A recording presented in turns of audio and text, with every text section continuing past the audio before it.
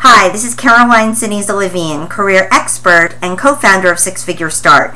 And this week's video blog comes courtesy of a question from Glen, who asks, I'm relocating from the Southern Plains to the Midwest.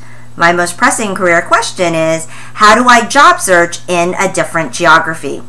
That's a great question, Glen, because looking for a job in a different location is different than just looking for a new job. Here are 3 strategies that I want you to keep in mind that are unique to people who are relocating for a new job. One is that you want to be looking and doing your research for your specific new geography. You'd be surprised how many job seekers don't hone in on a specific city or a specific radius of where they're going to be looking. The reality is that if you've committed to a new location, you don't want to be networking or talking to companies that don't have a significant presence in your new location. You want to conduct a very, very tight mapping of the companies that are there in your new city or state of choice. And so, Glen, what you're going to need to do is narrow down the Midwest, and perhaps you just didn't share with me in your email the exact cities or states that you're looking at, but you want to be very specific as to what is the exact radius that I'm going to be looking at, and let me contact the chambers of commerce. Let me do a search for professional associations in my target role that have an active chapter there, so I can start to get a sense for what are the local businesses to that new geography. You want to look at the Inc. 500 list, the Fortune 500 list, and specifically look for the new geographic region. So the first strategy is to conduct really tight research around what are the companies that are there in this new geography. Another strategy that I want you to consider is to budget actual time and money to go out there. While there's a lot that you can do remotely to start looking in your new geography, you definitely want to go out there. I know as a recruiter, when I was interested in a candidate, but I could see that they didn't currently live in the area that I was recruiting, I discounted them. But when they would write to me and say, listen, I'm going to be in the area for 3 days or from this day to this day, is it possible that we could have a meeting?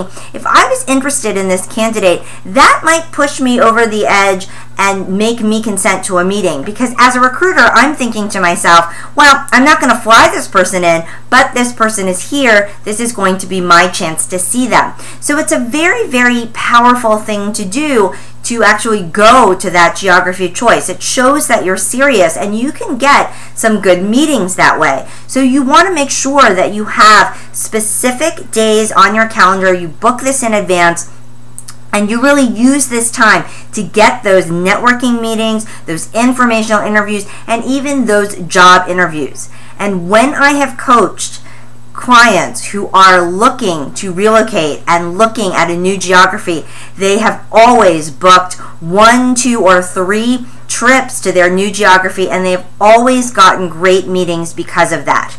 So your second strategy is to absolutely make sure that you are physically there for 1 or 2 scouting trips.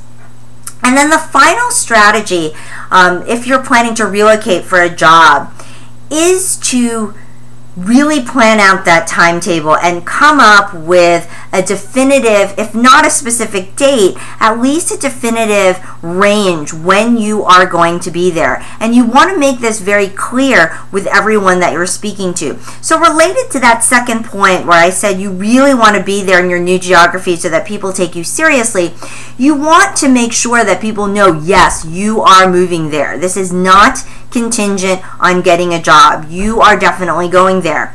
Now, it might be contingent on getting a job, but for purposes of your job search, you really want to show people that you've made a commitment, that you know the area, that you know where you're going to be, that there's no chicken and egg thing. Well, if you give me a job, I'm going to go there. If you don't, I'm going to keep looking in all 50 states. It really is very, very difficult for an employer to pull the trigger and say, yes, we want this person, if they don't feel like you're committed to being there and to relocating on your own. Unless the employer has already made the decision to actually pay for someone to relocate, and that's few and far between in this tight market, you are better off and you will be taken more seriously if you have already committed to that geography.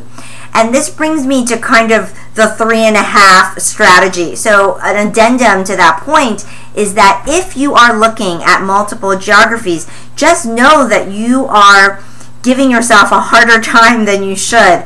I know that you might think of it as casting a wide net, but I will tell you that adding different geographies to your search adds a lot more complexity than just adding different industries or different functional areas to your search. Adding geographies means that you're spread out in terms of the networking that you have to do. You are spread out in terms of the trips that you have to make and the money that you have to put out in support of these trips. It is a harder job search, and so you've got to be prepared for that. So if you are looking to relocate from the Southern Plains to the Midwest in Glen's case, or if you're just relocating to your neighboring state, just keep in mind those 3 tips that I mentioned for relocation, which is 1, you want to make sure that you map for companies that are specifically in that geography. 2, you want to make sure that you budget time and money for scouting trips and get those networking meetings and interviews while you're there. And 3, you want to put a definite timetable on when you're going to move, and you want to tell everyone about it because prospective employers are going to take you more seriously that way.